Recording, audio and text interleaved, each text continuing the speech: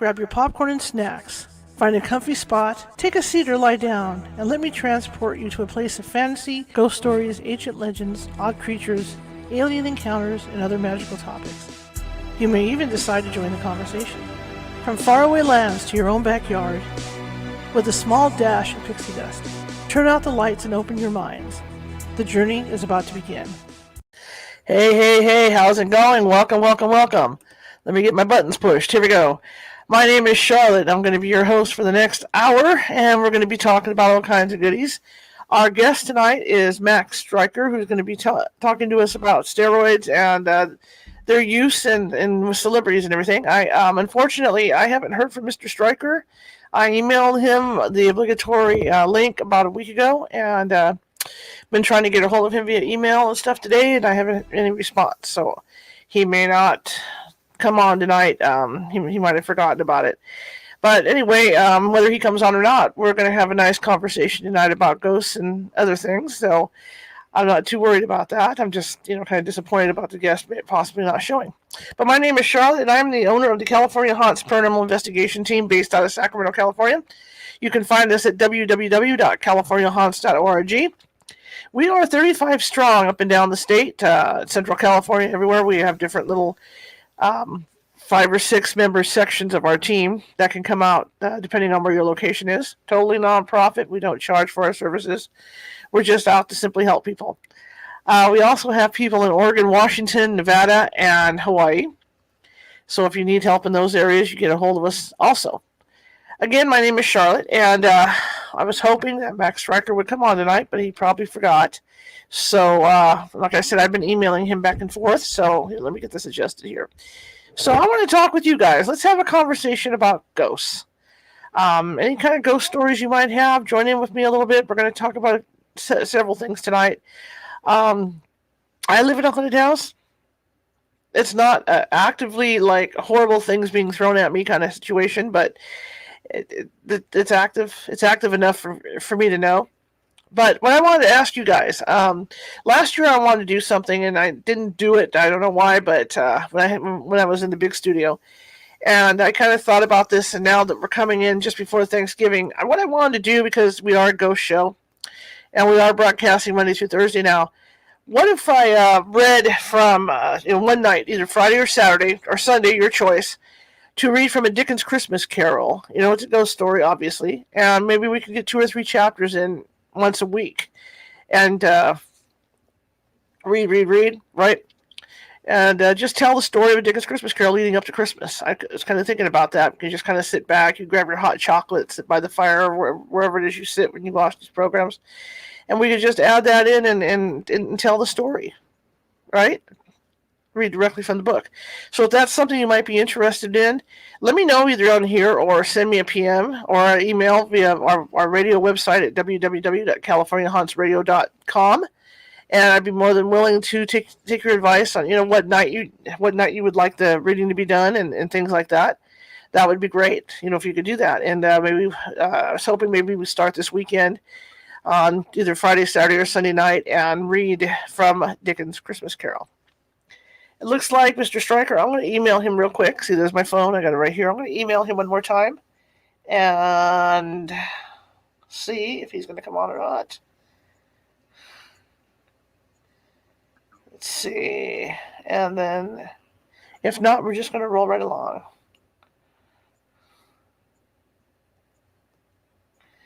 Here we go.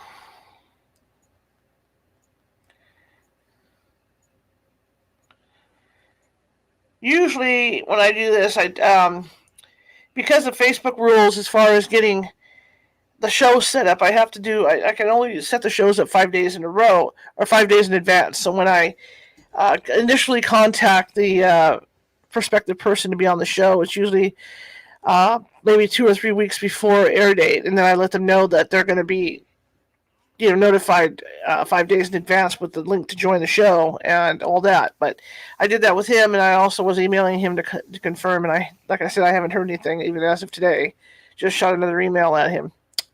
Anyhow, so let's talk about ghosts. Let's talk about ghosts in general. I mean, I know all about the stuff that's up. Well, not all about it, but pretty much the stuff that's up here in NorCal and the Gold Country. And if you guys are interested in haunted places to go, haunted towns, places where all you have to do is walk into a building and ask somebody about the ghosts they have.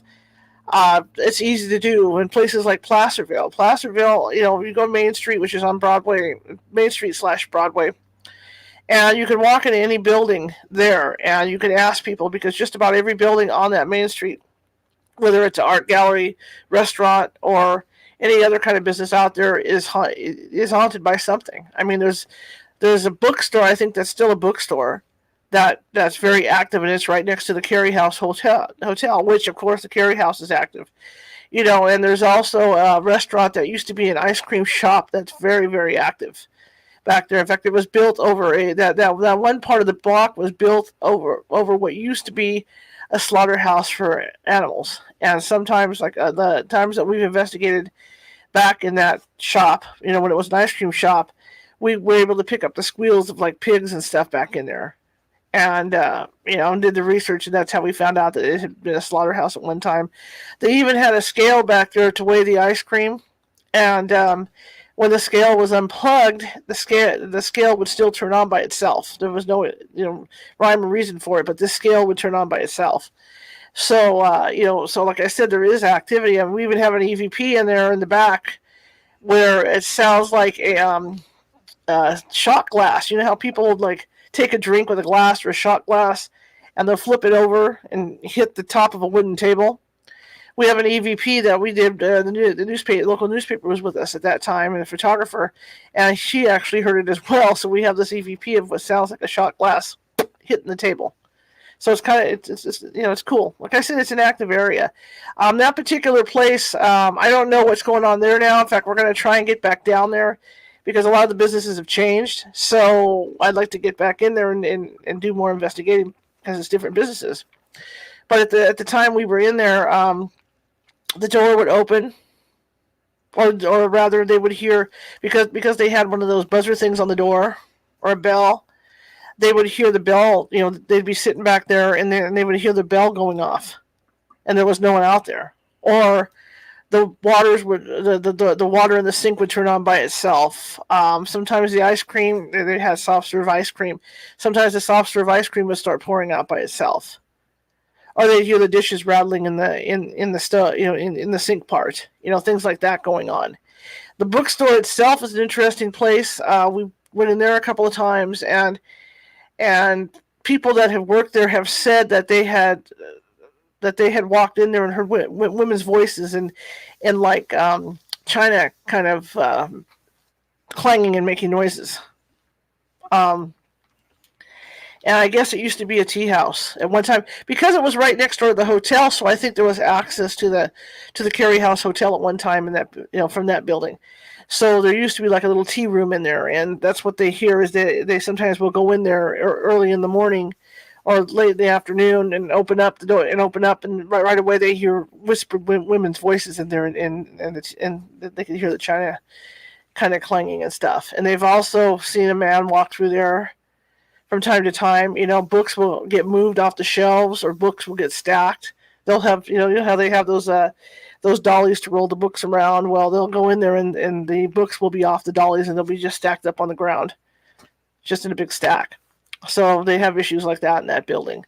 So it's kind of a fascinating place to go, especially when you consider that there was one particular ghost at the Carey Hotel that used to go back and forth into all these areas. Now, right next door, like I said, is the Carey House Hotel, and you get all kinds of activity in there. The one manager ghost that was in there, they'll see him in the elevator area, or they'll see him on the steps, or they'll hear him, banging around one of the rooms. It's not just him. I mean, they hear women's voices in there as well.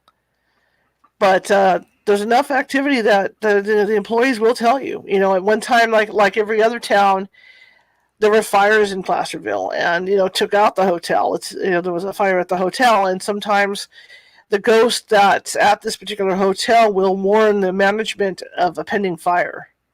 I remember there's one story about the wiring caught fire, and one of the managers had been confronted by what looked like a three-dimensional man that told him to beware of fire, and then the guy disappeared right in front of him. So, I mean, there are warnings because the ghosts there do love the hotels. Now, I have some personal things that happened to me, but not at the hotel, because if you remember Placerville, well, for the people that don't know, Placerville is known as Old Hangtown because it was one of the first places where outlaws were hung publicly. And across from the hotel, there used to be a bar called the Hangman's Tree Saloon, which has since been boarded up, and I don't know if it's torn down now. I haven't been up there in a while.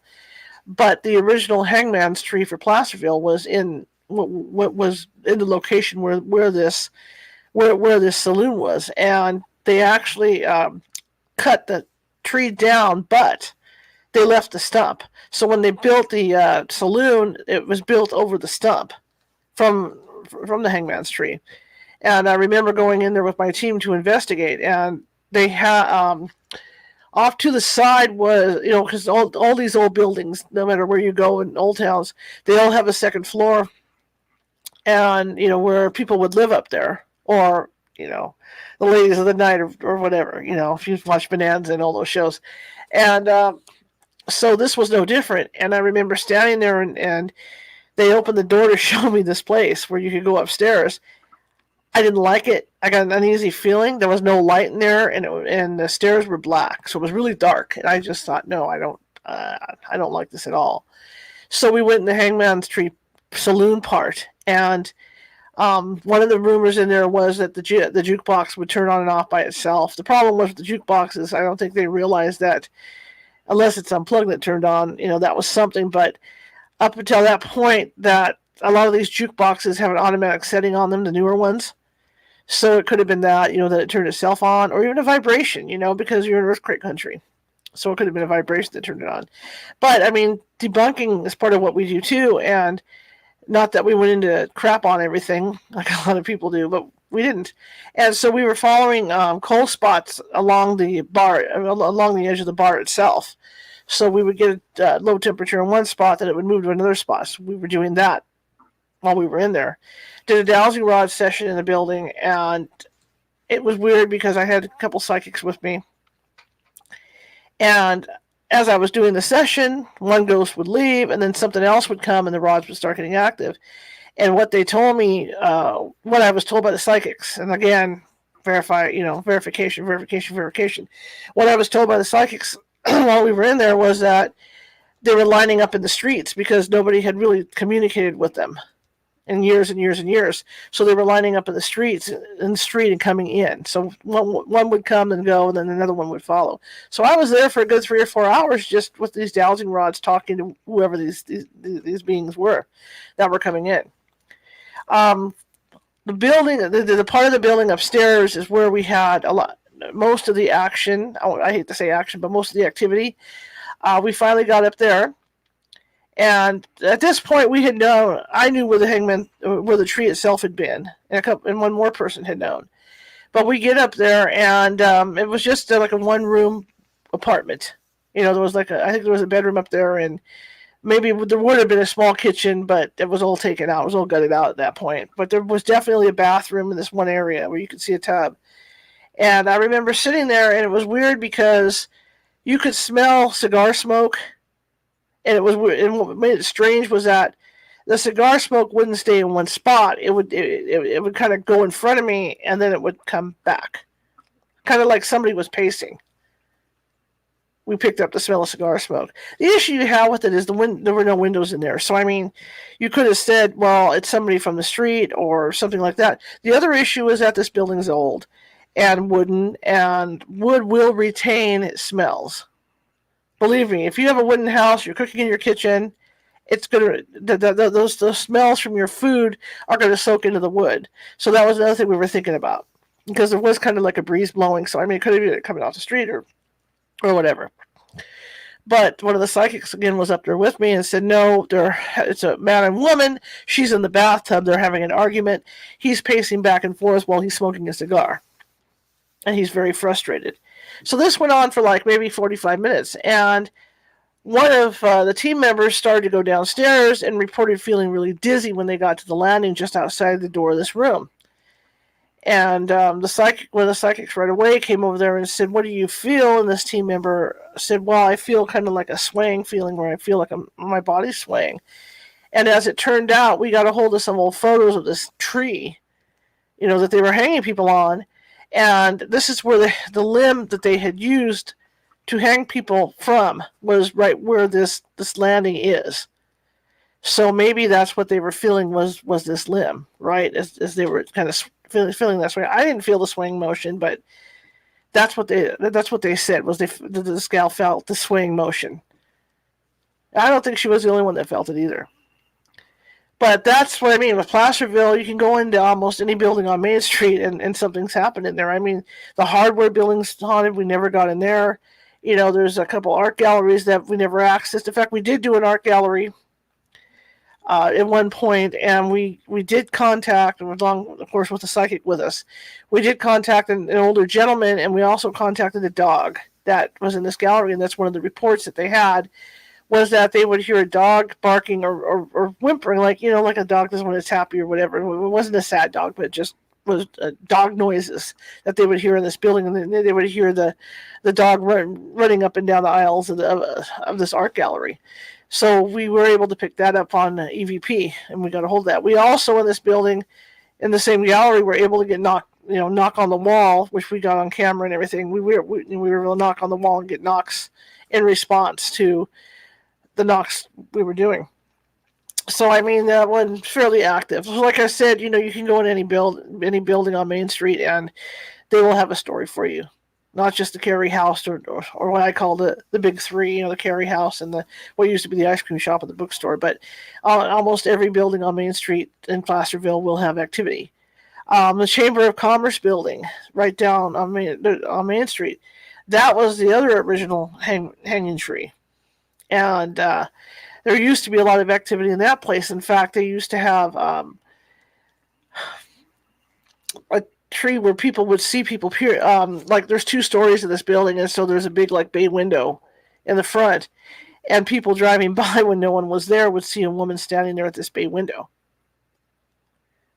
And what they claimed was that this building at one time was used for shows, and so there was this opera singer, and they could hear this opera singer. People that had worked in there, gone in early to work that day, could hear this woman singing opera in the building, in the back of the building. And so, of course, we went in there with all our equipment. We had some strange things happening. We had some temperature drops going on while we were there. A couple doors slammed, things like that while we were in there alone. Never picked up the woman singing opera on EVP or anything like that, but it was weird because you would go into the storage room, and sure enough, we were getting energy surges where there shouldn't have been any energy surges, and it was like we were following it around the room. So I don't know if it was her or what, but we did do some dowsing rod sessions back in there with the psychics, and according to the psychics that we were working with at the time, they said that the woman was there. I don't know if it was like a working slave kind of relationship thing, where this guy had hired her and then was real domineering with her and wanted her to sing, or if it was a situation where she just wanted to hang out. But there was like this kind of battle thing going on between her, and she was afraid of this gentleman ghost, in the building. So yeah, so that's another one, is the Chamber of Commerce building in Placerville. So that's another, like I said, in any place you go in Placerville is going to be pretty active. What used to be the Cosmic Cafe, it's a Placerville Soda Works building. It's now turned into something else, and I don't know what it's turned into. I just know it's like a real estate building or something like that. That's another active place. There's 2 stories to it, again, and there's also a mine that goes back. Somebody had dug a mine. I don't know if it's a mine, but a tunnel that goes back about probably a couple hundred yards from the base of the building, and they had seen an old man in there, like a miner, grizzled and beard and all that stuff. They had seen him in this tunnel, and they also had a phantom cat that would run around the building. That's why I'm curious to go back to some of these places and ask them, are you still seeing this stuff? So I can't wait to get back up and do that. Once COVID really settles down, we can get up there. But Yeah, and that was another place they had performance areas upstairs where people could go see little shows and stuff. And at the time it was the Cosmic Cafe, they would have dance lessons and everything up there. And one of the reports in the big room was that they would see a young girl dancing ballet up there, just randomly dancing. That was one of the ghosts that they saw up there as well. We never saw her, but you could feel if you went in that room, you could feel the cold spots moving around you up there. And there was also a portal that was really strange. You get up there and you'd feel this portal, and if you stood in this thing, you would start kind of weaving back and forth in this one spot upstairs. So I mean, like I said, active. Now, one of my primary experiences was I remember the first day I worked in Placerville, and I was going up Main Street, and I remember getting physically ill because I hadn't grounded myself. Sometimes if you get into haunted places and you're even slightly sensitive or you have sensitive abilities, you will get overwhelmed by what's in that place. And this is what happened to me as I was even in my car as I was driving. So I became overwhelmed and had to almost threw up, And so that just told me, the next time I went driving up Main Street, I had to settle myself down. But one of the interesting things that happened was that one of the reports is that the hangman is still walking up and down Main Street, and what he does is he will walk from the hangman's tree to the courthouse, or vice versa. He'll walk from the old courthouse building to the hangman's tree saloon. So I had gotten off, well, not off work, but sometimes you work 8 to 5 or whatever, and then there would be an evening event that you had to cover. And so on this particular night, I had to cover an event at the what's the building? Like they were having a self-defense class in this one building, and I can't remember what building it was. I'm sorry, my mind. And so I grabbed some food, and then I parked my car over there. And this building has big windows on the side, and so I have my car parked there, and I can clearly see myself in the reflection of the windows, and I'm eating my lunch, or eating my dinner rather. And excuse my stomach. I have stomach issues today, so you're probably going to hear it. And so I park my car, and as I'm looking in my rear, as I'm looking at the windows, I'm watching myself eat. Kind of creepy, but I'm watching myself eat. I see somebody walk behind my car, come up to the left up behind my car, and he's dressed in black, and he's got the black mask on, the executioner's mask on, and all that. And it walked. This individual walked all the way, and you could see it because, like I said, this place had big. This place had big. Still does. It has big windows on it, so you can see the reflection. And this person just walked all the way around the back of my car, and as he got over to the right side, he disappeared. So I'm thinking, well, wow, I just saw the hangman. So that's who I think it was on his daily walk from the courthouse down to the Hangman's Tree Saloon. I caught a glimpse of him.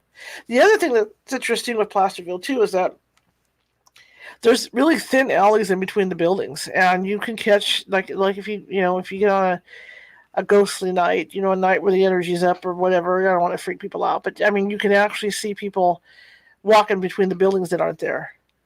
I did. I took a lunch break and drove down. There's a small mall like just before you hit the main street, and I don't know if it's moved, but like I said, I haven't been up there in a while. But there used to be a Rite Aid there, and then there were a few little restaurants, a lot of Chinese food, stuff like that.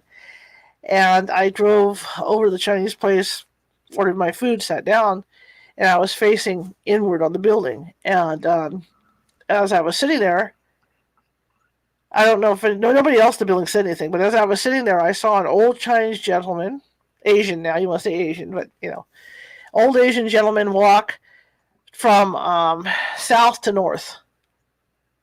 South north? I'm sorry, west to south or west to east. In the building, he came out of the brick wall and walked straight across the aisle and right through the other wall. Nobody else saw him. The place was loaded with people. Nobody else saw him but me. So stuff like that was happening. working up the newspaper, which was at the end of Broadway, it got to the point with me with my abilities that before I did an investigation, like on the weekends, I would go out investigating with my own team or with another team, and it kind of got to the point where I was seeing people. I was seeing the people that we were going to investigate before we went out on the investigations. So on this particular weekend, we were supposed to go to Preston School of Industry, which had been a prison. Well, they call it School of Industry, but it had been a prison for kids up to the age of 18. And in this particular school, they had killed, or they don't know who killed her, but one of the matrons, I believe she worked in the kitchen, named Anna. People are going to correct me and slap me down on this. Had been killed, and they found her thrown down the chute or thrown down the stairs. Anyway, so I get up to go use the restroom with the newspaper, and I get in the restroom, and I go to walk in the stall, and I have this weird feeling that I'm being watched. So I turned around to see, who it was. I thought maybe it was somebody from the paper staff, and there was an older woman standing there with gray hair. I'd say maybe about 5'2", 5'3", and I don't know how to describe the smock because my grandmother used to wear these smocks, and they were like bibs that came over the top, but they went down to the knee, and they always had some kind of little design on them. And when I turned around, this woman had one of those smocks on, but I remember it had little, I don't know if they were little flowers or little blue dots on it or what it was, but I know they were blue. And I looked at her and I could clearly see this smock. And I mean, she looked like a regular person standing there. I looked at her, looked away, looked back, she was gone. So I think that was Anna Corbin coming to see me before the investigation. And this isn't like I said, this isn't the first time that it happened with the incident with the Asian man at that restaurant. Again, that was a Friday night before an investigation day. So, I don't know. It happens. And then, of course, a lot of the gold country up here in California, a lot of Asians and Hawaiians and people like that help build some of the railroad tracks. And there's a lot of Asian influence up here. So, of course, we were going to one of the hotels. I think it was the Hotel Leger to do the investigation. So, was it linked to the hotel? I don't know. Now, definitely, I can honestly say that the woman I saw looked like the pictures of Anna Corbin, from Preston. So, more than likely, that was her reaching out to me before the investigation. So, that was one of the few times that happened up in Placerville area. Coloma is another haunted location. The Sierra Nevada house is there. That's another place. I kind of had issues up there because there's a house up there that's not a public restaurant or anything, but there's a house up there a little further up from where the Sierra Nevada house, where a gentleman, that's called the Vineyard House, where a gentleman had syphilis, and I guess it went to his brain, and he had mental problems. So his wife had chained him in the basement of the house. And so he was there for, I don't know how long he was there for, but eventually he passed away. And of course she passed away. But they say the house is really, really active. When people go to bed at night, a woman will come in and tuck them into bed to make sure they're tucked in. One of the interesting things about this is that I was new at ghost hunting. I was, like everybody else, watching TV shows in search of and all those shows because they didn't have the stuff on that they had later on. They didn't have there was no ghost hunters. There were no shows like Ghost Hunters on there, or like the show I eventually filmed for my own team, California Haunts TV. There wasn't that kind of show. It was just like you had In Search of Unsolved Mysteries. That was it. And if you got ghost stories, that's where you got them from, or creature features or Elvira's movie macabre or stuff like that. You didn't get like dedicated shows to ghost hunting back then, but you knew about people. You knew about all the luminaries were on these shows. So it was just the beginning of that stuff. In fact, Ghost Hunters came out about the same time that I was filming California Haunts Radio or California Haunts TV for public access in Woodland. That was where I started filming us for that, Yolo County. We were doing stuff in Yolo County. But anyway, My dad had bought me. I had requested a particular camera because I had seen it on these ghost hunting shows, and so I thought it would be fun. My friend and I thought it'd be fun to go up one evening to Coloma and go up to the cemetery by this vineyard house.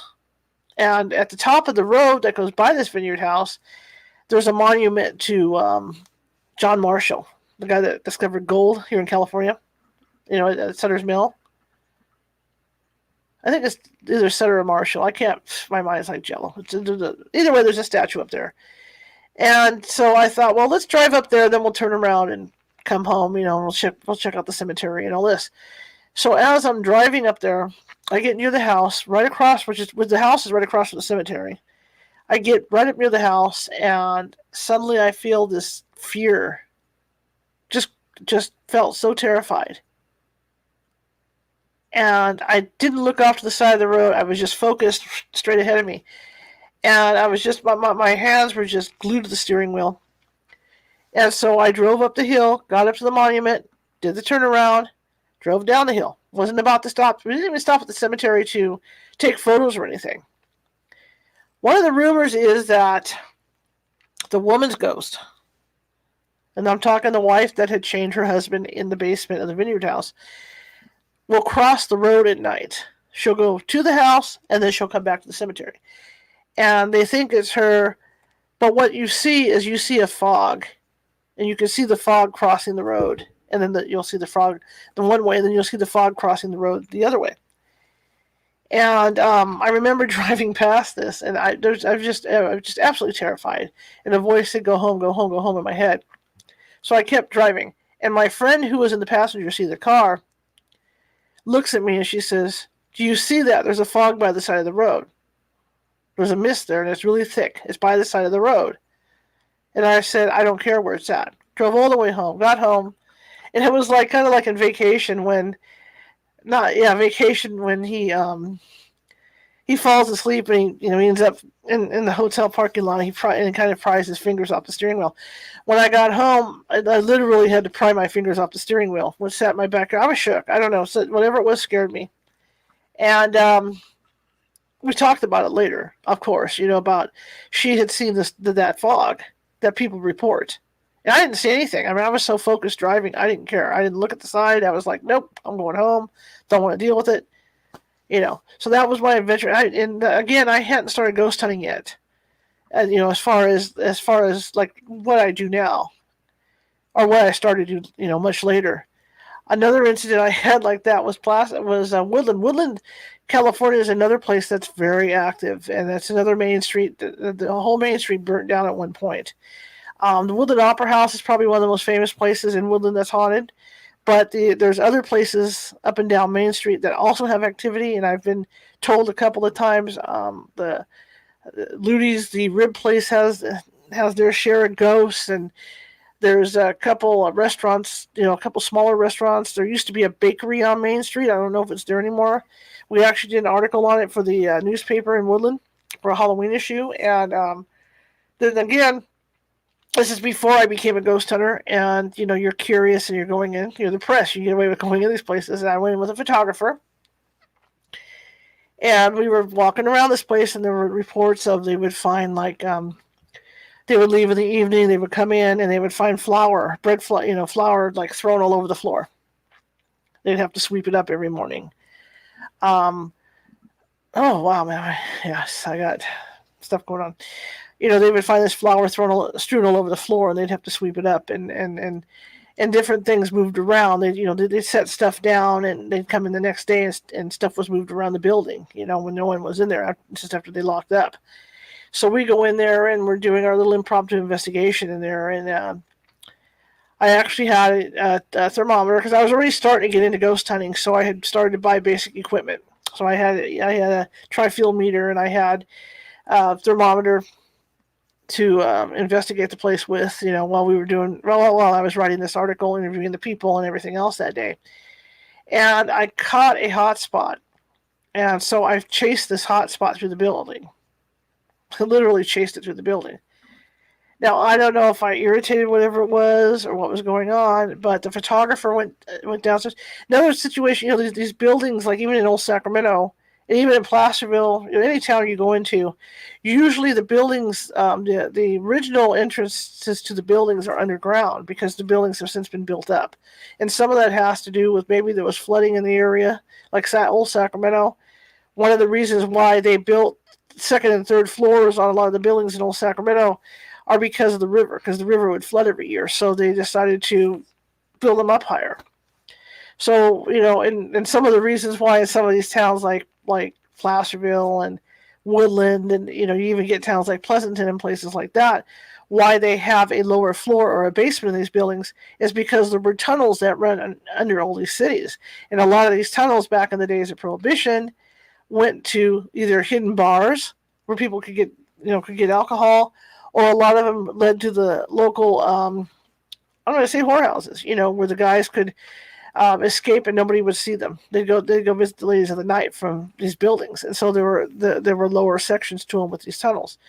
So Woodland's no different, and so the photographer went down to take photos, and the photographer is a very skilled guy, very very well trained.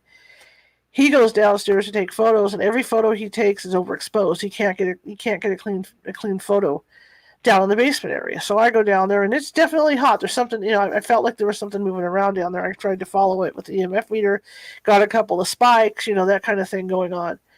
And came back upstairs, sat down at this table, and there was this wall off to this wall. Yeah, there was this wall probably about maybe 15 feet away from me off to the right. And there was a clock on the wall, just hanging there. And so I'm talking to the business owner, about the stuff that's going on in there, and how stuff would be moved around, et cetera, the flour being thrown around and stuff. And as we're talking, this clock literally slides down as if the nail broke behind it. I mean, it wasn't thrown forward or anything. It just slid down the wall. Boom, hit the floor. And again, I'm new at this. I'm just out being a reporter. I haven't done any investigating, per se. In fact, one of the investigations I did was went over to the Woodland Opera House when they had some ghost hunters over there, and then went back later on by myself to take a look around, to write a story. So that was the extent of my investigations for ghosts at that point. So I'm sitting there, and this clock hits the ground, and it was kind of like that scene in Poltergeist when the guy goes to look in the mirror, and I forget if he's drinking or what he's doing, and then his face starts to fall apart, and all that, and then he goes back in, and then he and the other ghost hunters are sitting there when those light things come down the stairway, the house, right? When they see the light beings come down the stairway, and all of a sudden you see them pick their coffee cups up, and their hands are like this, they're shaking. And I remember looking up because I had a soda, and I remember the same thing. I could see my hand shaking when that thing fell, and I remember looking at the guy I was interviewing, and I said, "Well, that's going to cover it for today. We're done. I'm not coming back in here." So that was our experience in that building. So that was interesting, and that's right downtown Main Street. But I don't know if that building's there anymore. Like I said, we haven't. I've been doing this almost 18 years, and that was probably 10 or 11 years ago we were back in there, if not more. So I don't even know if that particular building is still there, or the building's there, but the business isn't. So I don't even know what's in there at this point. But it was funny because there was such a reputation for Main Street to be haunted that there was a Rexall that there used to be, might still be there, like I said, on Main Street, that the reputation for that building was that things would fall off the shelves. The employees would be in there and, excuse me, my nose is stuffed. The employees would be in there and they'd find like items that were laying on the ground off the shelf, or they would see things lift off the shelf and fall to the ground, things like that going on. So the owners had a sense of humor. And again, there's 2 floors on these places. So what they would do is they had cardboard cutouts of ghosts, literally, like regular sheet ghosts, like you wear for a costume. And they would put them up in the windows upstairs. So people that were driving by on Main Street would see these cardboard ghosts with people with sheets on their heads peering out at them. So at least they had a sense of humor about it, that Placerville. Another place out there is the Yolo County Historical Museum is very active, and it's because they have, it's an old Victorian with a carriage house in the back, but they don't have original furniture in this building. There's a couple pieces of original furniture in there, but they've brought in pieces from other places. But you still get activity and whatever they have that they brought in has attachments to it. So there's still activity going on in this building. And they'll get phantom smells, like they'll smell lavender and they'll smell different things, and they'll hear doors open and close. They'll find stuff moved when they come in the next day, or they'll set something down, go to grab it again, and it's not where they set it down, and this is like within about maybe 5 or 10 minutes later. So that's another active place. The carriage house also has a very heavy feeling to it. So yeah, I mean, all these little towns have some kind of activity. When I did the Ghosts of Northern California show on here, we also talked about the Woodland Opera House, and there's one particular ghost in the Woodland Opera House named Madame Mucheska with an M, I'm sorry, who's a Polish opera singer. And she has a thing about hanging out in theaters. And not only does she hang out at the Woodland Opera House, but she hangs out at the Sacramento Theater Company as well. People have come in contact with her there. But I mean, Moore Park down towards Los Angeles, she's reportedly hangs out in there as well, too. The Empress Theater in Vallejo, she supposedly hangs there. And I'm sure there's others she hangs out in. But people have heard her and seen her, and different psychics, ghost hunters, whatever, have communicated with her in these different locations. What I thought was interesting about her was that I had always wondered, I'm talking about early days ghost hunting, the first few years, if, you know how they say, like the theory is the ghosts are attached to one spot, even though you see them in different areas, that they're attached there for a reason. But I always wondered if you went somewhere else and ran into the same ghost, if they would recognize you. And so when I went to the Sacramento Theater Company later on to do an investigation, when we were filming for the California Haunt Show, one of the psychics called me on stage, and she says, "Look, I need to talk to you. Someone's asking for you." And I said, "Okay, fine." So I thought it was one of the other investigators, right, because I had the cameras. And I get up on the stage, and she says, "Over in that corner over there." And I'm like, "Well, there's no one there." She says, "Yeah, no, she's there. It's Madame Mucheska." And I said, "What?" And she said, "Yeah, Madame Mucheska is asking for you by name." So I found that really interesting, in that Madame Mucheska knew me from the Woodland Opera House, yet when I went to the Sacramento Theater Company, she asked for me directly. Okay, so that was kind of cool. The other cool thing that happened there was that they have a room where they make their costumes, and that room is also hooked to the main, one of the main, because the theater is divided. You've got the main place in the theater, where the main stage, and then you've got a couple of other smaller areas for smaller productions. And so coming off where the costume area is, there's a big soundboard up there, and they say that when they come in, like in the mornings and stuff, after having it preset, that all the presets are changed on the soundboard when they come in. But so we go up there, and with the psychic, well, initially I went up there by myself with another psychic, and we went in through this room, and you open the door, and there's like there's like a, I don't want to say a long corridor, but just a decent corridor. Maybe it's about 10 feet long, 15 feet long. And there's shelves on the walls on each side.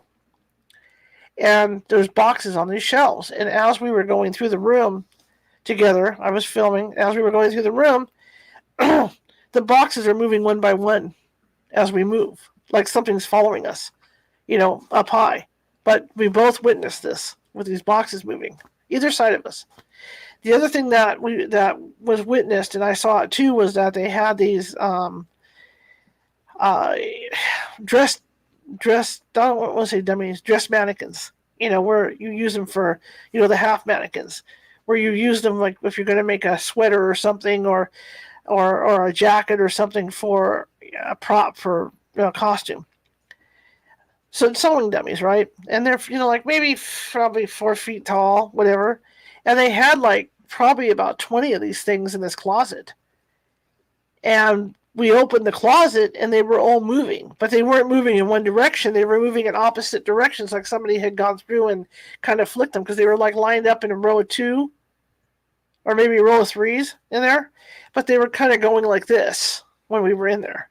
Now, again, you could challenge the fact that we're in earthquake country, so it could have been a trembler, could have been a quake. We don't know, but it did. This did actually happen, and we all saw it. About 10 of us witnessed this. Another thing that happened is that the door going to this particular room is very thick. I mean, really thick, and it's metal. And this was like August, so in Sacramento, for people that don't understand what happens, is that Sacramento has a spring, but we also have the other extremes where it gets very, very cold. It gets so cold here that it doesn't snow, it just freezes. But in the summer, we're not as bad as Arizona, but our temperatures do get up to like 100. There are times when they hit 114, 113, 114. And on this particular day, it was around 105, I think, when we did the main investigation. And there's no wind this day at all. And this area is on the second floor of the main building. Anyway, so the door that goes to this costume shop is very thick. It's metal. It's probably, I would say, a good 6-7 inches thick of metal. Kind of like a battleship, right? This is the kind of metal. And so we had the door open because, of course, it was hot. And it was my stomach again. It's not paranormal, it's my stomach. We had the door open, and we had a stopper on the door, and we all came in the room. And while we were talking and doing all this stuff, because like I said, it was shut. The whole place, there were no plays that day. It was all shut down. So there maybe were 2 other people in the building, to open up places for us so we could go through. And as we were up there, and we were starting to get things set up to, do an EVP session and stuff like that, the door slammed by itself. No reason. Like I said, it wasn't windy enough to slam the door, but the door slammed. Opened the door back up. So, we get everybody in there. I'm standing in the back of the group. The psychic's like 6-7 people away from me. And again, the room's probably 10 feet, maybe 15, well, maybe bigger than that, maybe about 20 feet wide. So she was at the front. I was by the door. And off to the left of me is the door, like I said, that goes to the soundboard. There's a little soundboard area over there. And I was standing there, and while I'm standing there, I could hear, while she's talking, I start hearing footsteps coming off to the left of me. And they were fairly heavy footsteps. And I turned over to look at them, and I could hear like somebody, it sounded like maybe a custodian or something, because they had like this person, whoever it was, had a set of keys on. You know how custodians will wear, like when you're in school, and the custodians always have a set of keys because they have to go into all the rooms, right? So whoever this was had a set of keys on their belt, because every time they took a step down, you would hear the keys jingle. And the steps kept coming towards me, but it was slow and deliberate. It wasn't like somebody rushing to get towards me. It was somebody going boom, boom, boom. And on the second boom, right, of each step, boom, boom, you would hear the keys jingle.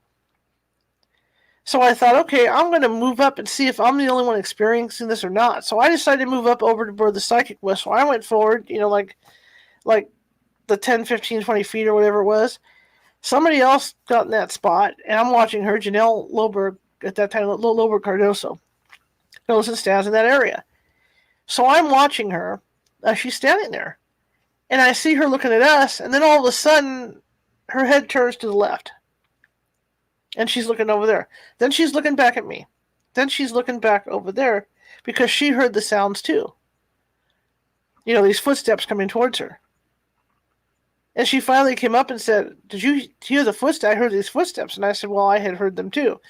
So that was something that we were able to, collaborate with two of us hearing this. And it's funny because there were other people in the room that did not hear these. It was just her and I that heard these footsteps coming towards us. Now, I went back later with a TV crew for a Halloween special thing, for a Good Day Sacramento, and nothing happened. We got no activity in that particular area at all. And that's what makes paranormal investigating so interesting, in that you might have a very active place like that night we were in there. It could have been a combination of the people that were in there at the time.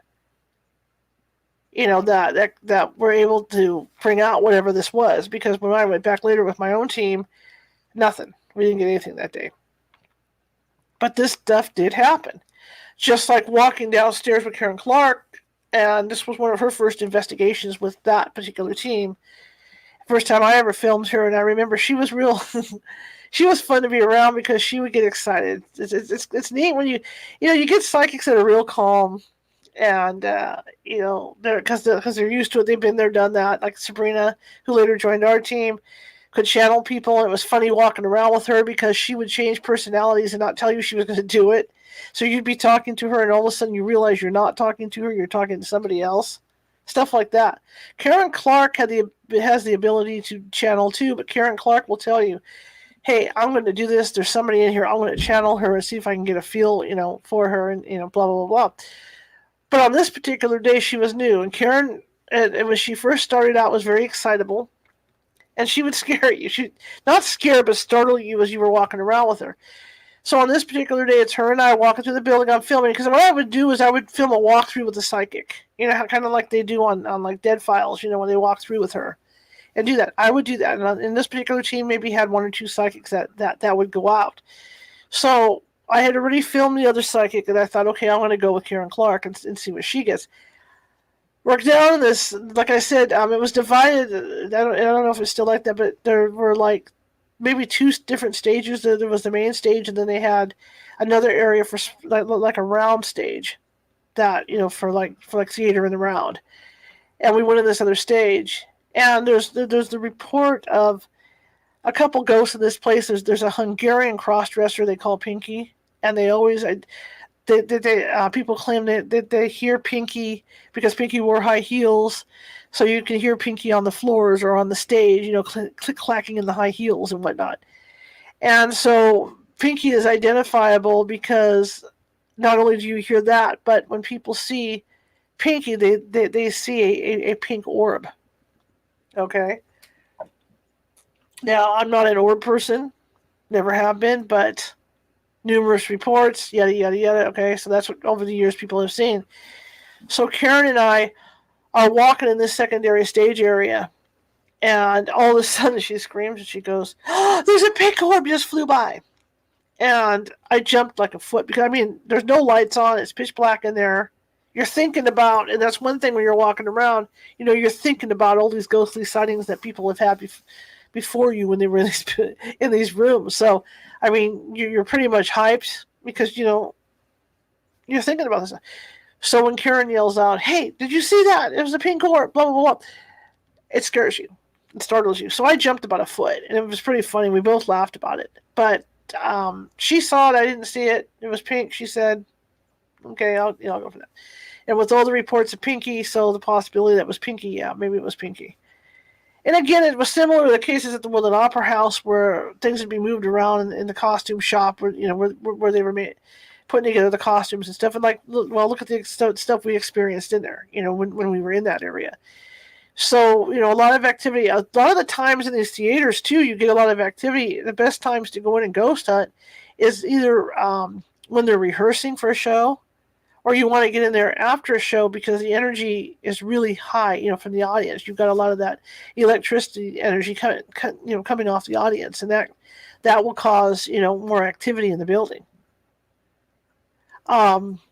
Rainstorms, you hear stories about rainstorms because the EMF levels, the electricity that causes the thunder and lightning, that kind of raises the EMF levels, so you tend to get more activity during rainstorms. One of the things we do during our investigations is we go through and I'm usually at the command center, so I go through and I write down what the weather is every half hour to every hour, so we can keep track. And that way, when I get the reports back from my investigators, I can see what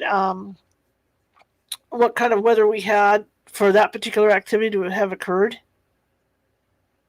So that's one thing we do to keep track, and then I can go back and look and all that good stuff and compare.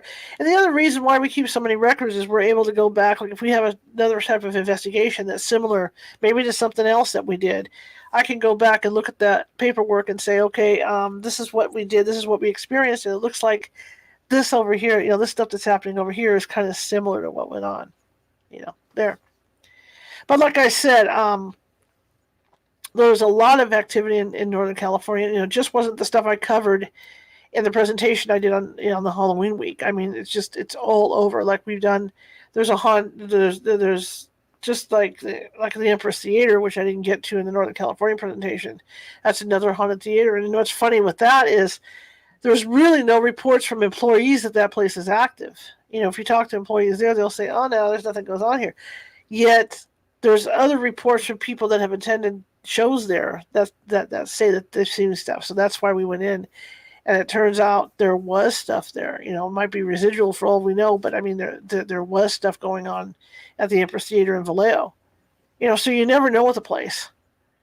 But I mean, sometimes you can go to places that look really old and think, "Oh, this has to have activity," and it turns out they have nothing. It just depends on the conditions in the place. Virginia City, Nevada, another place that's just active. Every building you go up and down Main Street in Virginia City, Nevada, and there's ghosts. The Washoe Club, the old Washoe Club, that's where I saw a full body apparition walk past the table. I was sitting at a table at the command center in there, and my team was on a break, and then a man walked in. A man in dark clothing walked in and walked halfway around my table and disappeared right in front of me.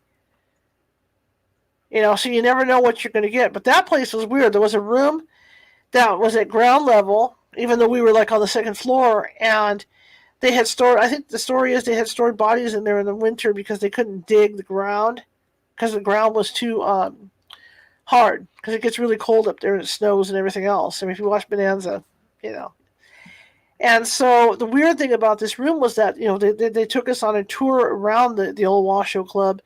And we all went in there. About probably 8 of us did this walkthrough. And as we got into this room, it felt like the floor was spinning beneath our feet. And I wasn't the only one. I turned around and looked at Jerry, who was behind me, and I said, "Do you feel weird in here?" And he said, "Yeah, the floor's moving. The floor's moving." And later on, I found out that it wasn't only me that felt that. There were other people on my team that had gone that day that felt the floor it felt like the floor was rotating beneath us. So that was a weird investigation. And there were people that saw. I sent people like all around the building to set up like cameras and stuff, and they had seen shadows down there where they were setting up cameras. They weren't afraid of them, but they did definitely see shadows, in the areas where they were putting these cameras up. And then one of our investigators, Becca, had seen the apparition of a woman in the building. So, I mean, there's a lot of activity in that. That's the old Washoe Club in Virginia City. And at that time, they hadn't done a lot of work on it. So, like I said, when I saw the apparition, everybody was on a break. But the key of it all is that the stairwell didn't have any rails on it. And so you had to kind of hug the wall. And I wanted my investigators to hang out in teams of 2 because, the lighting was really bad and I didn't want anybody having any accidents on the stairwell or anything. So when I saw that apparition, one of my investigators had come up, Jerry had come up to say, "Hey, we're going to be going on breaks. I just want to let you know this." And I said, "Okay, fine." So then he left. There were 2 of us up there. And what walked through the door looked like him. And that happened like maybe 3-4 minutes after he had come up. And it looked like him coming through the door. It looked, I mean, it was a weird color. If anybody's seen the Polar Express in 3D in a theater, and then seen it at home on TV when it's not in 3D, there's kind of like an orange hue that all the characters have. And that's what this looked like. It was somebody in black, had an orange hue to the face. And it looked to me, it looked like Jerry. And like I said, it came through the door. walked around the edge of the table, and then got about halfway around that table, and disappeared in front of me. The thing was, I had a camera there. It didn't pick it up. I had somebody sitting right next to me at the table. She didn't see it. I saw it. So that was interesting. So if you want to, if you're like local and you want to visit these places, they're really cool to visit. Like I said, even in Virginia City, you can go building to building and talk to people, and they'll tell you about their ghosts and everything. Anyway, it's 7:29. Thank you guys for coming tonight. Like I said, unfortunately, I'll have to get a hold of our guest. I don't know what happened with that, cross wires or whatever, but I think it turned out okay tonight. Like I said, if you guys want to shoot me a PM, like I said, I'm thinking seriously about reading Dickens' Christmas Carol. And, like at least once a week, maybe 2, 3, 4 chapters till we can get through it for Christmas. That would be great. Tomorrow night, we are going to have Dr. Renee Dufault on, or Dufault. I don't know how she pronounces it. We're going to be talking about toxins in foods tomorrow night. So she's going to be with us at our usual time at 6:30 p.m. Pacific. And, yeah, so I think we had a good night. 7:30. I think I'm going to say goodbye. I'm tired. My mouth is tired. My stomach's growling. And thank you guys for coming. And I will see you tomorrow. Or again, if you like the show, share it with 5 people. If you hated the show, share it with 5 people anyway. Share it with people you hate. We're equal opportunity here. Also, as you can see, I've got that ticker running along the bottom. We are a nonprofit team. And this is my PBS moment again, and we're trying to get our bills paid here because it all comes out of my pocket, and I've got internet costs, I've got costs for StreamYard, I've got costs for a lot of things, new mics, whatever I need for this show, plus my paranormal team, equipment. Our equipment's old, it's antiquated, and we need to do some upgrades on our equipment before we really start rocking and rolling again. And if anybody that could donate a little bit to us, I'd really appreciate it at paypal.me/CaliforniaHaunts. Our YouTube channel, we've reached the 100 subscribers on our YouTube. But you know what? I still want more subscribers. I think the more subscribers we have, the more these shows are going to get out. And I appreciate the people that have subscribed. I really do. I appreciate each and every one of you. I'm going to go in there tonight and try and get our URL set up. I don't know if I can because maybe I have to have the 100 subscribers for, a couple weeks before they'll let me, but I am going to try. But if you try to find us right now, there's no way to find us unless, even if you Google, the best way to do it is to go through the California Haunts website, radio website at www.californiahauntsradio.com, and you'll be able to find us there. And then you click on the video, and it'll take you in directly to YouTube, and then you can subscribe from there, okay? And you can also, on that website, you can also go in and... you can also go in and go to the archives, and we go back almost 2 years. We're on our second year doing these shows. In fact, this is our 27th episode of this season. So you can even check that out. But I appreciate you guys tonight, and I thank you for coming, and hopefully I can get things straightened out with Mr. Stryker and get him on another day. But thank you so much, and I'm going to sign off here, and I will see you guys tomorrow. Have a good night.